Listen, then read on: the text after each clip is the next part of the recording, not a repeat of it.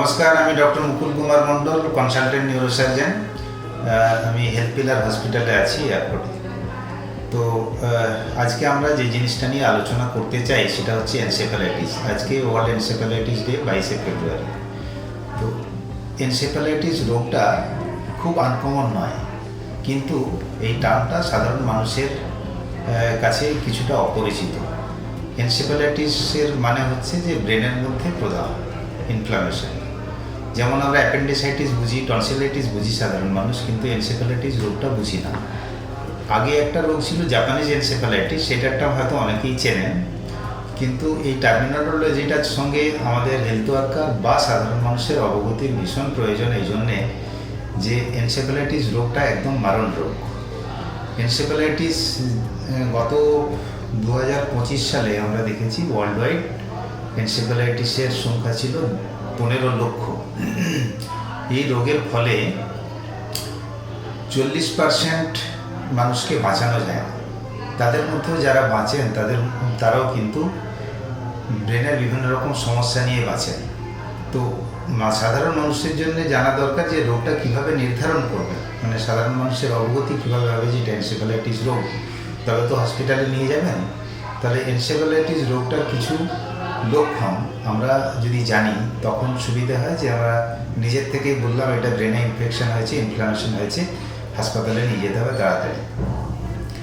তো ব্রেনের ইনফ্লামেশন আমরা এনসেফ্যালাইটিসকে কারণ হিসেবে যদি দেখতে যাই তাহলে দেখা গেছে যে ব্যাকটেরিয়া, ভাইরাস, ফাঙ্গাস বা প্যারাসাইট এগুলো দিয়ে ব্রেনে ইনফেকশন হতে পারে। সেই যে ব্রেনে ইনফ্লামেশন হলো আর একটা জিনিস হয়, সেটা হচ্ছে অটোইমিউন এনসেফ্যালাইটিস। অটোইমিউন এনসেফ্যালাইটিসে কী হয়, শরীরের নিজের অ্যান্টিবডি নিজের ব্রেন সেলের এগেনস্টে কাজ করে। তাহলে এই যে এনসেফ্যালাইটিস হলো তাতে পরিলক্ষণ কী থাকবে? এই বছরের ক্যাম্পেনে বলছে ইট ইজ ফ্লেম। ফ্লেম মানে প্রদাহ। তো ব্রেনের মধ্যে প্রদাহ।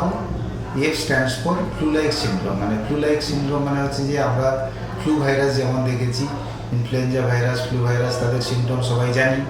তাতে কী হয়, সর্দি কাশি হয়, জ্বর হয়, মাথা ব্যথা হয়, গা হাত পা ম্যালাইস হয়। তো এইটা হচ্ছে প্রাথমিক পরিলক্ষণ দেখা যায়।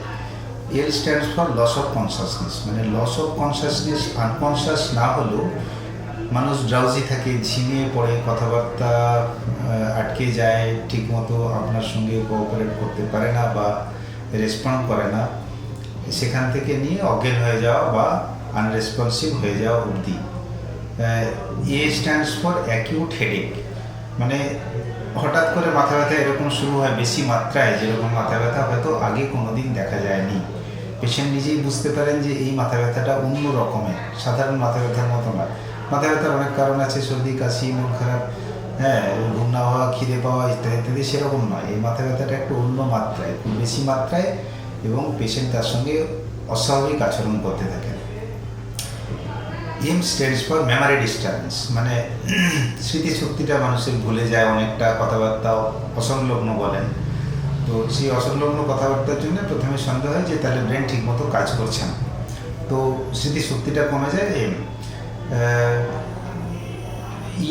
ই stands for emotional disturbance. Emotional মানে হচ্ছে যে মানুষের যে ব্যবহারিক, আমরা সাধারণ ব্যবহার যেটা দেখি সেই ব্যবহারটা বদলে যায়। মানে অ্যাবনর্মাল বিহেভিয়ার করতে থাকেন, কখনো হয়তো হাসছেন, কখনো হয়তো কান্নাকাটি করছেন, কখনো উত্তেজিত হয়ে যাচ্ছেন, মারধর করতে চাইছেন কাউকে, বা হঠাৎ করে ঝিমিয়ে পড়ছেন, ঘুমিয়ে যাচ্ছেন। এটা হলো গিয়ে ইমোশনাল ডিস্টার্বেন্স। আর লাস্টে এস ফর সিজার। সিজার মানে আমরা জানি, দেখেছি খিঁচুনি রোগ যেরকম হয়, তাতে খিঁচুনি রোগে কী হয়, মানুষের হয়তো এক একটা গ্রুপ অফ মাসল কিংবা গোটা শরীরটা খুব বেশি কাঁপতে থাকে। তো সেই সিজার হলে তখন ব্রেনের ক্ষতিটা খুব বেশি মাত্রায় হয়েছে ধরে নিতে হবে। তাহলে এই এনসেফ্যালাইটিস রোগটা যদি আমরা কারণগুলো জানতে পারি যে এইগুলো হলে এনসেফ্যালাইটিস রোগ হয়, তখন বুঝতে পারলে তাড়াতাড়ি ডাক্তারখানায় যাওয়া যায়। এবং এই ব্রেনের এনসেফ্যালাইটিসটা বাড়িতে অবশ্যই চিকিৎসাযোগ্য নয়, আপনাকে কোনো কাছাকাছি হাসপাতালে নিয়ে যেতে হবে, নিউরো ডক্টরের পরামর্শ নিতে হবে। এবার হাসপাতালে গিয়ে পৌঁছলে তারপর আপনার পরীক্ষা নিরীক্ষা করে ব্রেনের এমআরআই, সিটি স্ক্যান এগুলো করে এবং সিএসএফ স্টাডি একটা করা হয়, সেখান থেকে ডায়াগনোসিস করা হয় যে এটা এনসেফ্যালাইটিস না অন্য কোনো রোগ। তারপরে চিকিৎসা শুরু হয়। ভাইরাস, ব্যাকটেরিয়া, যেরকম আমরা ইনজেকশনে অ্যান্টিবায়োটিক বা অ্যান্টিভাইরাল বা অ্যান্টিফাঙ্গাল যখন যেগুলো প্রয়োজন সেগুলো দিতে হয়, তার সঙ্গে হাইড্রো স্টেরয়েড দিতে হয়। তো এইটা আমাদের আজকে এনসেফ্যালাইটিস ওয়ার্ল্ড এনসেফ্যালাইটিস ডে সেলিব্রেশনের একটাই মূল আমাদের উদ্দেশ্য যে জনসাধারণের কাছে, বিশেষ করে হেলথ ওয়ার্কার বা সাধারণ মানুষ, যেখানে আমরা দেখেছি অন্যান্য রোগের আপনাদের থাকলেও, অভিজ্ঞতা থাকলেও এনসেফ্যালাইটিস রোগের অভিজ্ঞতা 77% মানুষের নেই, যেটা অন্য কোনো রোগের ক্ষেত্রে দেখা যায় না। তো এই 77% মানুষ তারা হেলথ ওয়ার্কার হতে পারেন বা সাধারণ মানুষ, যাদের এই অভিজ্ঞতা নেই, তাদের অভিজ্ঞতার জন্যই আজকের এই ক্যাম্পেইন যে আপনারা রোগটি সম্বন্ধে সচেতন থাকুন। যদি মনে হয় যে এরকম কোনো, আমি যেগুলি বললাম ওরকম যদি মনে হয় কোনো সিমটম সাইন দেখা যাচ্ছে, তাহলে সত্তর আপনার নিউরোলজিস্ট, নিউরোসার্জন কাছাকাছি যারা আছে তাদের সঙ্গে যোগাযোগ করুন। নমস্কার, ভালো থাকবেন সবাই।